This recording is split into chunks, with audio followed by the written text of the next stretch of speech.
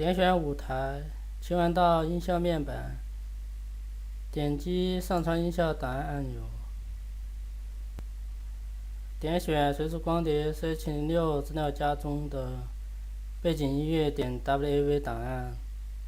按下开启旧档按钮，首选音效档案汇入音效面板中，删除预设的音效，切换到脚本区，将当绿旗被点一下和重复执行指令积木拖移到脚本区中，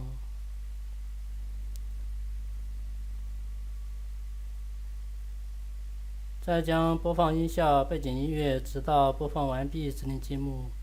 拖移到重复执行回圈中，这样就为游戏添加了背景音乐。选取害虫一角色，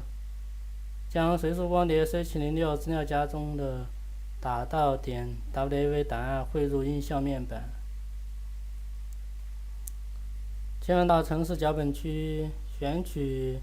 播放音效打到指令积木，添加到如图位置。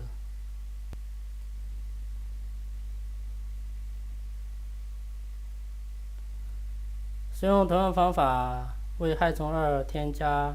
打到音效。